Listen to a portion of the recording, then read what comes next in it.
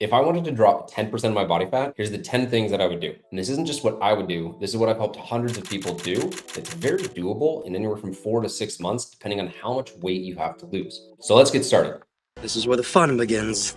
The first thing that I would do is establish a baseline and really face the facts as to where you're starting at. And a lot of times people don't want to face those because it's uncomfortable, but the sooner that you can look at where you're starting at, the better you're going to be at being able to say, all right, I need to get started and working towards a better future. Do a set of photos, front, back, side. Weigh yourself. Do body measurements around your chest, your torso, your waist, and your hips. And so many times people don't do these things, and then they go on a weight loss journey or a fitness journey and they wish they had these. So I definitely recommend doing that at least. Blood work. If you aren't looking at things like your A1C, if you aren't looking at your cholesterol, if you aren't looking at your blood pressure, if you aren't looking at testosterone or other sex hormones, you want to make sure that you're taking a look at that and seeing how bad things are, or if they're at a decent spot. But if you don't have that data, you have no way to look at it. If you have a little bit of extra cash to spend, a DEXA scan can be a great way to get a really clear percentage of your body fat and see just how far you have to go, as opposed to looking at things from a scale or photo standpoint, which isn't going to be as accurate if you're trying to measure body fat specifically. The next thing I would do is establish a baseline of physical capabilities. This might be a mile time. This might be push-ups that you can do in a minute. This might be a plank and seeing how long you can hold that plank. But establishing that is then going to give you a baseline to work off of. If you're a little bit more advanced, you might have other lifts that you know, okay, I used to be able to do 10 pull-ups. Where am I at now? But having that baseline and having that starting point is going to be able to give you a sense of like, okay, here's where I'm actually at. I used to be able to do this. Now I can't. Now you're facing the facts a little bit more. And then finally, you're going to want to track all of this. And I've actually got a data tracker that I've used in the past with clients that tracks all this for you. And so a few things that you'll want to do. I would do daily weigh-ins and then take the weekly average. This does that for you. I would take photos once a week. I would do measurements once a week. There's a second tab that covers that, so you can see how that's trending and how that's progressing. But then I would also look at things like your sleep, your hunger, digestion, energy levels. That gets into a little bit of biofeedback. But the more things you track, the more ways, one, you're able to see success, two, you're able to recognize yellow flags before they become red flags and things that are a bigger issue to solve. And so if you go into the description, you're going to be able to join my school community and you can be able to grab this completely free and track all of this for yourself and have a way to measure your progress. The second thing that I would focus on is sleep. And it sounds so simple, but this is the linchpin to whether or not the next day goes well or doesn't. So many people struggle with motivation, energy, focus, cravings, and it started the day prior when they didn't actually get enough sleep. And so they're going through the day on literally 50% of their energy because they slept for 4 hours. So there's a few different things that I would do here to really improve this. One is I would set an alarm for when you want to start winding down. We all have alarms to wake up and start our morning routine, but I would have an alarm for when you need to go to bed. Set an alarm an hour before so you can start turning off screens, so that you can make sure you stop eating or snacking, so that you can make sure that you down-regulate your nervous system so that you're in a relaxed state. Some of the things that you can employ here are going to be reading, journaling, meditation, taking a shower, and then going from that into bed. Just something that relaxes you and gets you into a state where your body's now ready to go to bed, as opposed to working out and then trying to go to sleep, or playing a bunch of video games and then trying to go to sleep, and really disrupting what is your circadian rhythm. And so the more that you can go to bed as things are getting dark and wake up with the light, that's going to make it much easier for you to get into a good routine. And that's going to help sync your hormones. That's going to help sync your energy so that you're getting the most out of the next day. Number 3 is I would simplify my diet. A good frame of reference for this is that simplicity scales, fancy fails. Complexity creates confusion is another one that I like to go off of. And so what I like to use for this is what I call the 5x5 essence. For breakfast, I would have scrambles or smoothies, a protein shake essentially, or eggs with some sort of turkey bacon on the side is going to be a great way to make something super simple in the morning. Then for lunches, I would go with either stir fry, soups, or scrambles. And that stir fry is going to be something, kind of think of like a poke bowl, where you have your base, you have your proteins on top, you have 1 or 2 sides of vegetables, and then the different sauces or seasonings that you add to it. Same thing with the salad. You've got your greens as your base, your protein on top of it, 2 or 3 fruits or vegetables on the side with a different seasoning. For a soup, you got your broth or sometimes water, and then you have your proteins on top of it. You add your beans, maybe a little bit of sauce. You get 2 or 3 recipes that you like for lunch. You get 2 or 3 recipes that you like for dinner. You've got your scramble, or you've got your protein shake that you do for breakfast, and you can move those into lunch or dinner, and then you're snacking on protein. But if you can establish, hey, I make these 10 meals and I just rotate them in or out, that's where your 80/20 comes from. When people talk about 80/20, they're talking about 80% of the time you're just focusing on the basics, and then life gives you that 20%. That's where vacations, weddings, birthdays, holidays, or special occasions where, yeah, you do go and eat outside of that. But if it's just a regular Tuesday afternoon, you don't need novelty. A lot of times food can be more transactional, and then it becomes more experiential in that 20%, in that 10%, if you're trying to go more 90/10 and really be dialed in.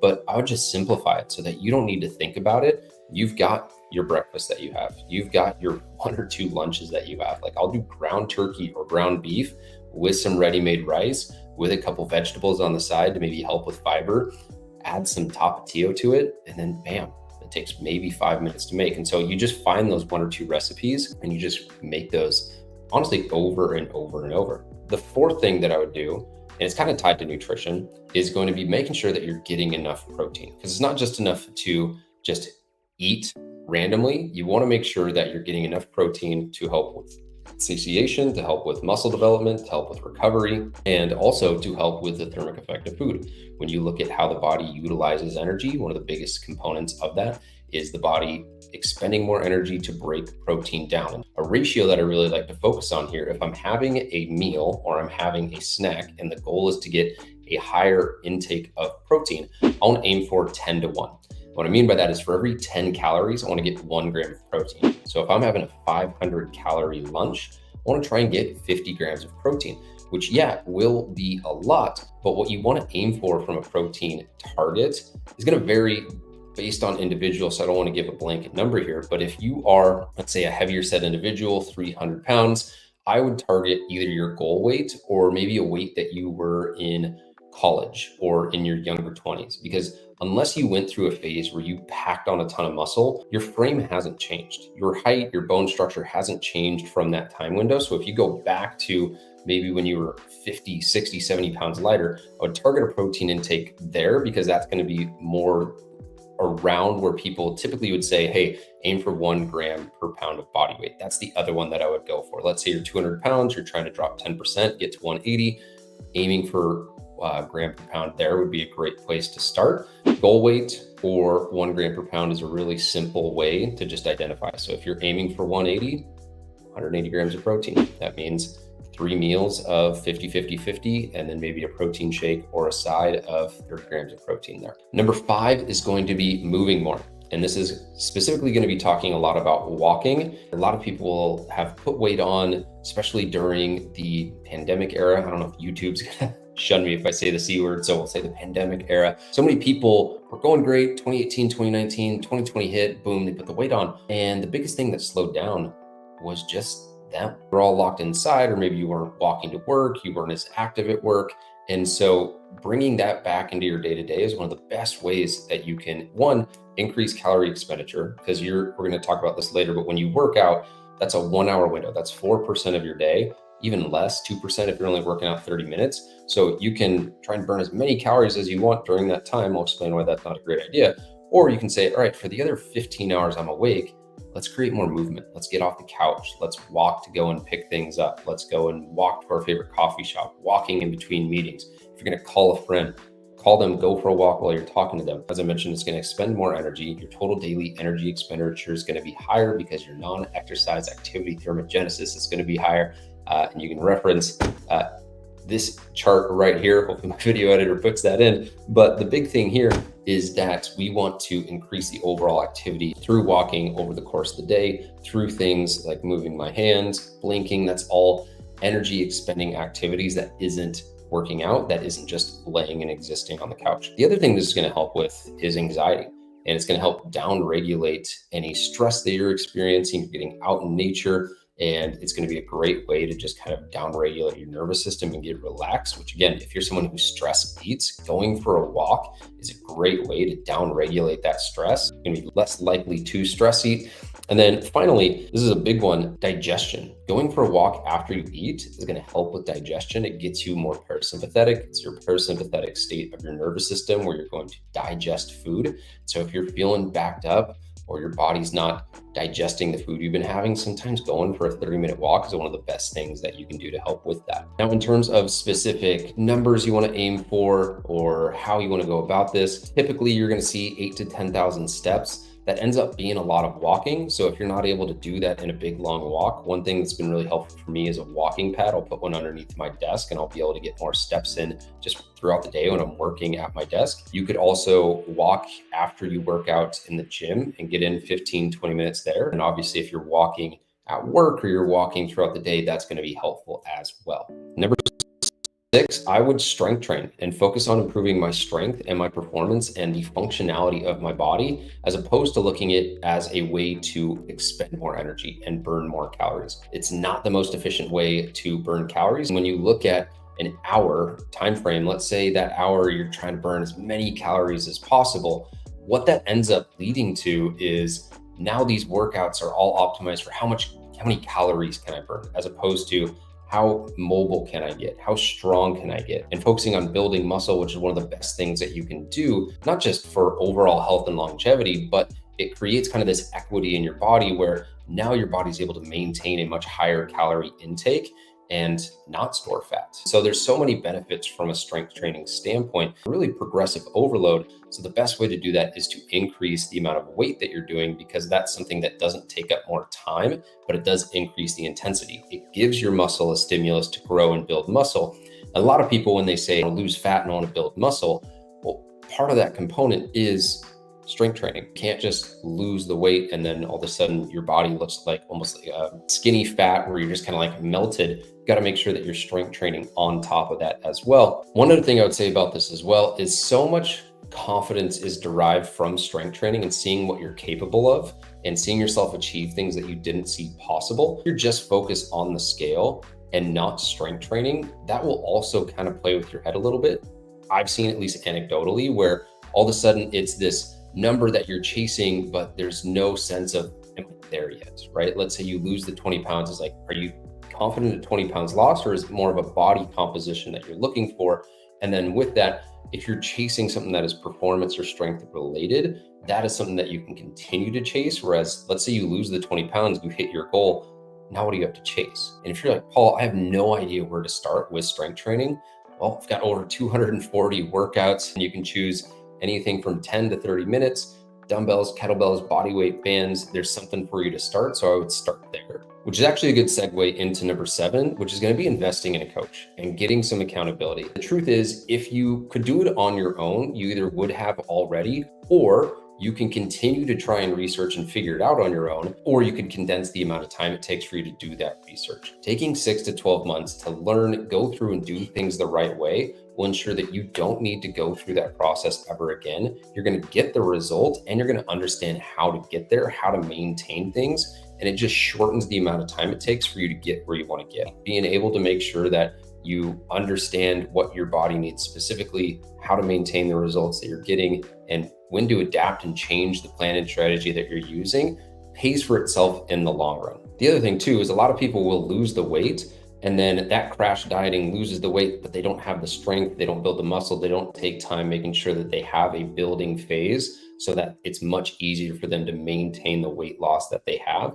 And so it really just makes sure that you don't spin your wheels over and over and over, and you do things the right way. Number 8, audit your environment. And this is one that I would say is like sleep in that it's really overlooked, but you will have the hardest time ever if you are trying to change your mindset, your beliefs, your actions, your habits, and your environment is trying to keep you pressed down, is trying to hold you back. This is the people that you hang out with. This is the social media that you scroll through and see on a daily basis. This is the books you're listening to, the movies you're watching, podcasts you're listening to. Everything that comes into your eyes and ears affects your brain, and it affects what your beliefs are. It affects what you think is possible. It affects what you think is normal. So many people want to try and escape the life that they're in, but they never change their environment. So their environment holds them down. And if you're someone who's trying to, let's say, lose 10% of your body weight, like this video is talking about, and everyone around you is totally fine being overweight, not working out, eating unhealthy.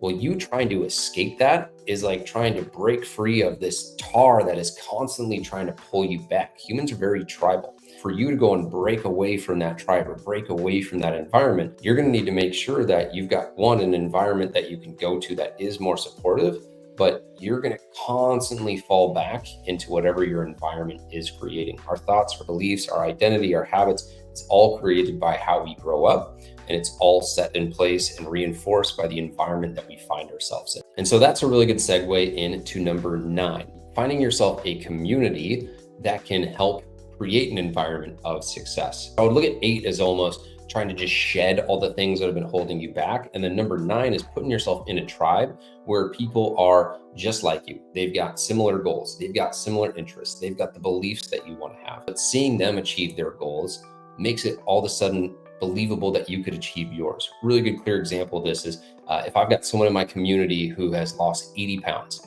I've not lost 80 pounds, but seeing a father of 2 lose 80 pounds, being able to do it in a sustainable way, I'm like, oh, wow, they have a lot of the same challenges or obstacles or background as me. They can do it, so can I. And that community is there to support you, to give you that accountability as well. And if you do fall down, a really good community will pick you up. I think community is one of the best ways that you can do what I call raise your thermostat. So let's say you're operating life at 75 degrees.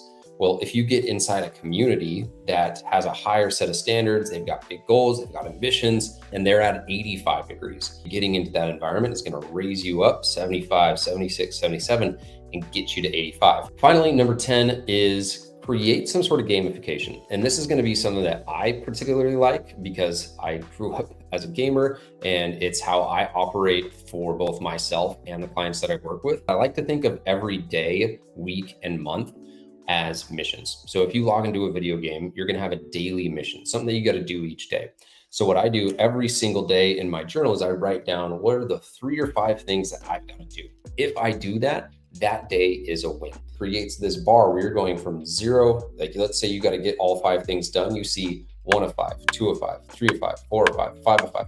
You're working upwards towards an achievement-based goal as opposed to thinking about all the things that you need to give up. Oh, I got to cut out Coca-Cola, or I got to stop doing this, or I got to wake up early and go to the gym when it's cold. You're focusing on, all right, what are the little steps that I got to do to then unlock the next state? And in a video game, you got to go level 1 to level 50. That might take time. Just like if you're losing weight and going pound 1 loss to pound 30 loss, that takes time.